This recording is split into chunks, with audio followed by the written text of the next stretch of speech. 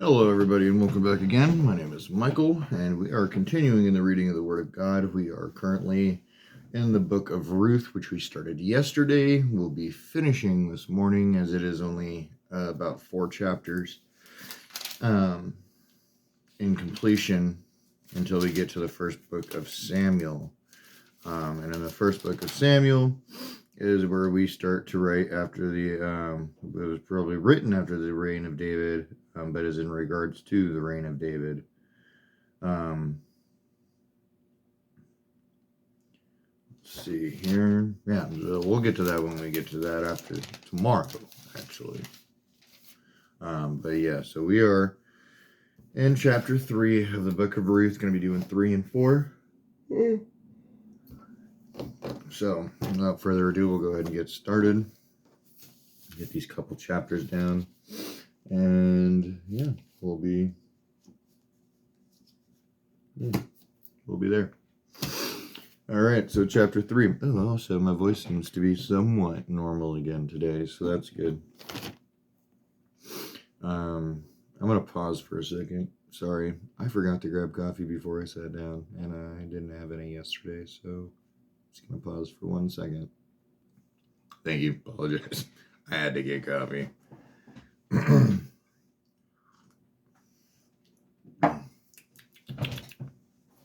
Okay, much better. All right, again, so chapter 3, book of Ruth. Here we go. Then Naomi, her mother-in-law, said to her, "My daughter, should I not seek rest for you, that it may be well with you?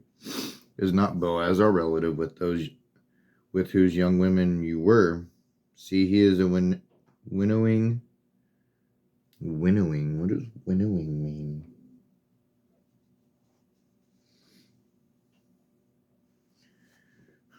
He is a winnowing barley. He is winnowing barley tonight at the threshing floor."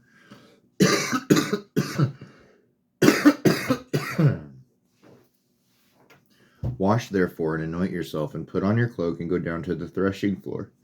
But do not make yourself known to the man until he has finished eating and drinking. But when he lies down, observe the place where he lies. Then go and uncover his feet and lie down, and he will tell you what to do." And she replied, "All that you say I will do." So she went down to the threshing floor and did just as her mother-in-law had commanded her. And when Boaz had eaten and drunk, and his heart was merry, he went to lie down at the end of the heap of grain. Then she came softly and uncovered his feet and lay down. At midnight the man was startled and turned over, and behold, a woman lay at his feet. He said, "Who are you?" And she answered, "I am Ruth, your servant. Spread your wings over your servant, for you are a redeemer." And he said, "May you be blessed by the Lord, my daughter. You have made this last kindness greater than the first, in that you have not gone after young men, whether poor or rich. And now, my daughter, do not fear. I will do for you all that you ask, for all my fellow townsmen know that you are a worthy woman. And now it is true that I am a redeemer, yet there is a redeemer nearer than I. Remain tonight, and in the morning, if he will redeem you, good, let him do it. But if he is not willing to redeem you, then as the Lord lives, I will redeem you. Lie down until the morning." So she lay at his feet until the morning, but arose before one could recognize another. And he said, let it not be known that the woman came to the threshing floor." And he said, "Bring the garment you are wearing and hold it out." So she held it and measured out 6 measures of barley and put it on her. Then she went into the city, and when she came to her mother-in-law, she said, "How did you fare, my daughter?" Then she told her all that the man had done for her, saying, "These 6 measures of barley he gave to me, for he said to me, 'You must not go back empty-handed to your mother-in-law.'" She replied, "Wait, my daughter, until you learn how the matter turns out, for the man will not rest, but will settle the matter today." Excuse me. So some key notes from chapter 3:1, rest, the security that comes from marriage. From from 2 to 3, the grain had to be threshed and then guarded, both activities being accompanied by festivity, likely the larger outer garment to provide warmth during the night. Verse 4, uncover his feet, remove Boaz's outer garment so that he would eventually wake up and notice her. From verse 7, Boaz slept by the grain in order to protect it. From verse 9, spread therefore thy skirt over thy handmaid, as a pledge that he would marry her. This expression is used of God's relation to Israel in Ezekiel 16, verse 8. The reason for Ruth's request is that Boaz was a near kinsman, Gaul or redeemer. See note on Isaiah 59 for Christ as kinsman redeemer. The responsibilities of the kinsman redeemer. Actually, we're going to go to, what does it say? Is Isaiah 59 real quick? Let's go to Isaiah 59 real quick. Just so we can get an understanding of what they're talking about here. 59, 17 through 21.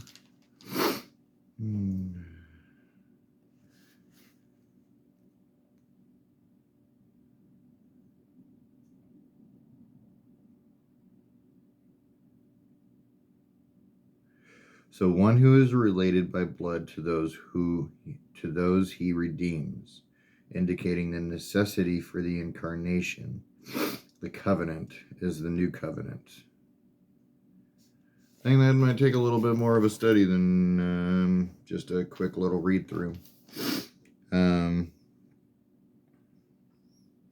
So one, redeeming family property that had changed ownership. 2, marrying a childless widow to raise up children in her dead husband's name, according to the law of levirate marriage. When there was no brother to raise up children in the name of the deceased, the responsibility was extended to the next of kin. Ruth's action was in accord with this law, which required of the initiative of the widow in seeking the marriage. Ruth was indicating that night her desire to have Boaz, who had given every evidence of willingness to perform the duties of kinsman redeemer. Oh, okay. So kinsman redeemer, as like Christ, because he redeems all of us.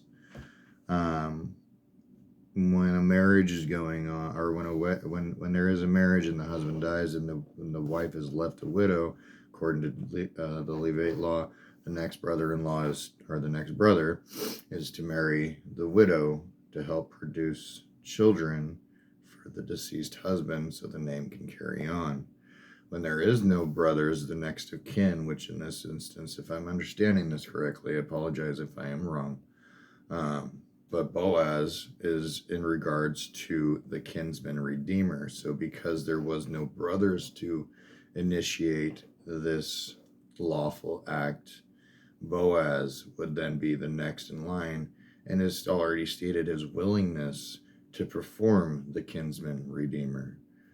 I'm going to have to look a little bit more into this, but I'm pretty sure that's what I am gathering correctly. If I'm wrong, I apologize and would be more than happy to be educated on my incorrectness. But based off of what I am seeing and reading, that's what I'm coming up with in regards to what this was speaking of. Let's see here. From verse 10, Ruth's kindness at the beginning was her consideration for her mother-in-law. Her kindness at the latter end was wishing to marry Boaz, who evidently belonged to her father-in-law's generation, rather that one of the young men. Verses 12, the desired arrangement was complicated by the fact that Boaz was not Elimelech's nearest relative. From 13, fulfill the role of kinsman redeemer and marry Ruth. From verse 14, Boaz wished to protect Ruth from gossip. From 15, a veil filled with barley, a gift to Naomi of goodwill and assurance, probably carried on Ruth's head, 6 measures, probably 6 says, or 42 quarts. From verse 16, how did it go? Boaz wouldn't rest until 6. From verse 18, the Pretty self-explanatory. Boaz would rest until this matter was settled. So yeah, that is going to be the end of our chapter 3 overview. Here we go with chapter 4 and the final chapter of the book of Ruth. Now Boaz had gone up to the gate and sat down there, and behold, the Redeemer, of whom Boaz had spoken, came by. So Boaz said, "Turn aside, friend, sit down here. And he turned aside and sat down. And he took 10 men of the elders of the city and said, Sit down here. So they sat down. And he said to the Redeemer, Naomi, who has come back from the country of Moab, is selling the parcel of land that belonged to our relative Elimelech. So I thought I would tell you of it and say, Buy it in the presence of those sitting here and in the presence of the elders of my people. If you will redeem it, redeem it. But if you will not, tell me, that I may know, for there is no one besides you to redeem it, and I come after you. And he said, I will redeem it. Then Boaz said, the day you buy the field from the hand of Naomi, you also require Ruth the Moabite, the widow of the dead, in order to perpetuate the name of the dead in his inheritance. Then the Redeemer said, I cannot redeem it for myself, lest I impair my own inheritance. Take my right of redemption yourself, for I cannot redeem it. Now this was the custom in former times in Israel concerning redeeming and exchanging. To confirm a transaction, the one drew off his sandal and gave it to the other, and this was the manner of attesting in Israel. So when the Redeemer said to Boaz, Buy it for yourself, he drew off his sandal. Then Boaz said to the elders of all the people, You are witnesses this day that I have bought from the hand of Naomi all that belonged to Elimelech, and all that belonged to Chilion and to Mahalan, the father and the 2 sons that had passed away.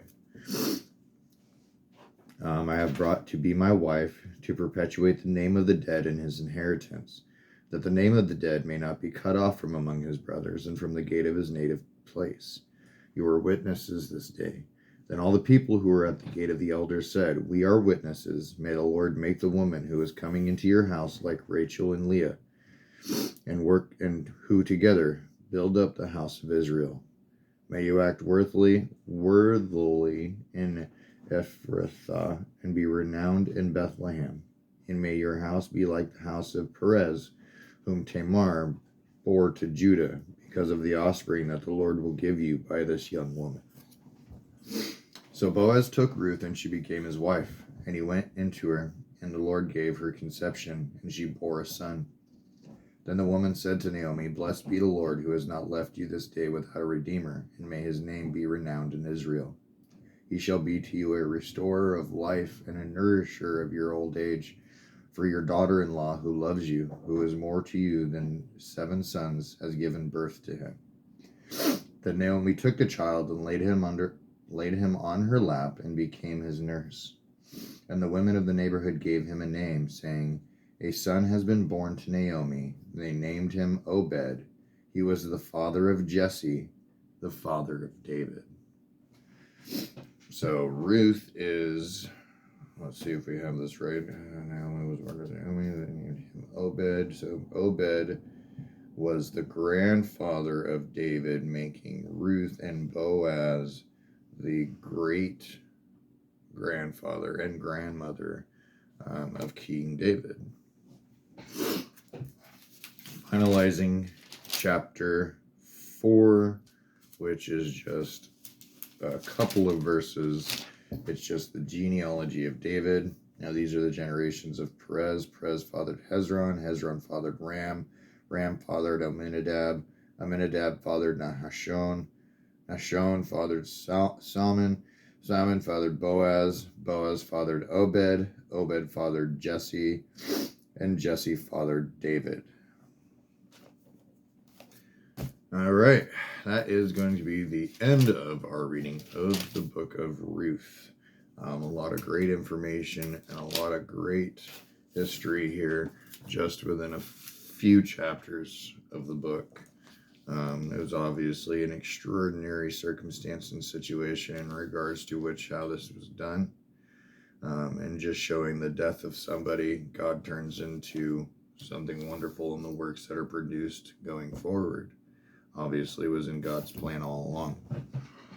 Some keynotes from chapter 4, from verse 1. The city gate functioned as a forum for public business, especially the kind described in this chapter, such a one like the English or so and so. It is ironic that this man, who was so concerned about protecting his family inheritance, was not even known by a name. Excuse me. From chapter 3, better has to sell or is about to sell, because Naomi was destitute. The relative's duty was to buy it so as to keep it in the family. So we gathered these guys all together, relatives of Naomi, and nobody wanted to purchase it because it also came with Ruth and something in regards to messing up with their inheritance. The nearer kinsman agreed to pay the price of purchasing the land of Elimelech until he found out that it involved the responsibility of marrying and supporting the widow Ruth. This would mar or endanger his own inheritance, being a double financial burden by one, buying the field for Ruth's heir rather than for his own, and two, providing for Ruth and her family. So I kind of jumped ahead in my thinking process, but that's pretty much,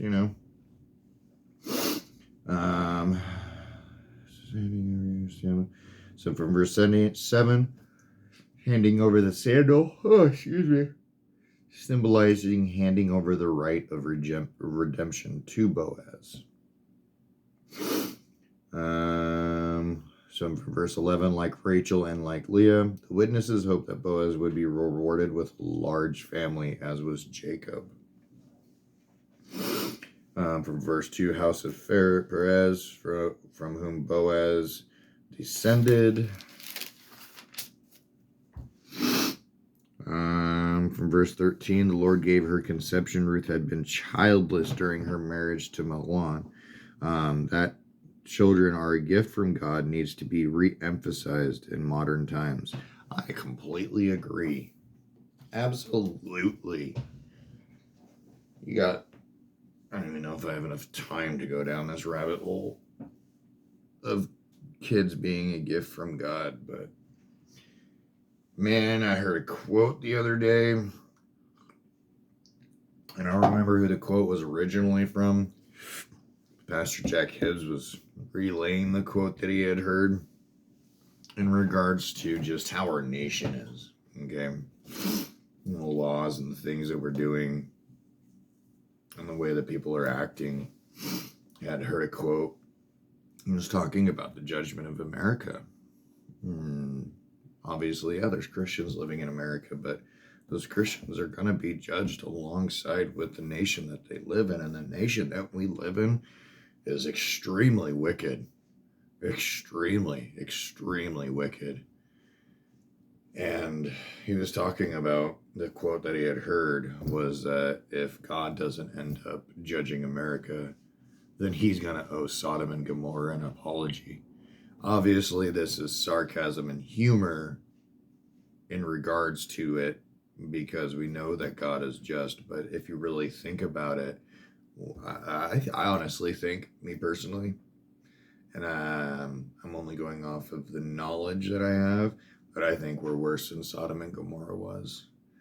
I think it is certainly getting to a point where it's just disgusting, the things that we're doing, and turning back to just the abortion portion of it.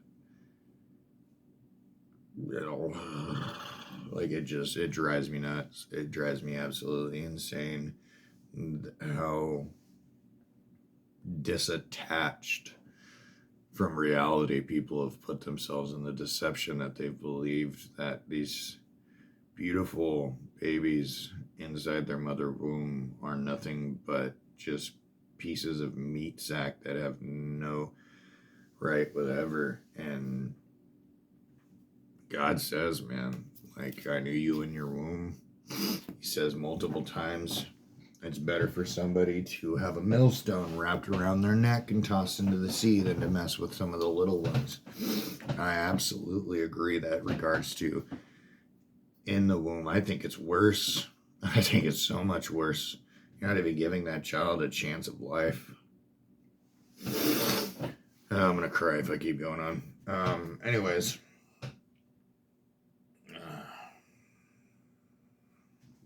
I love you all. I hope you all have a wonderful day. Enjoy reading in the Word. We will be working on 1 Samuel tomorrow as we dive into that. But do thank you for joining me again today. I love you all. God bless you, and I hope you have a wonderful week. I have got to get ready for work. Have a wonderful day.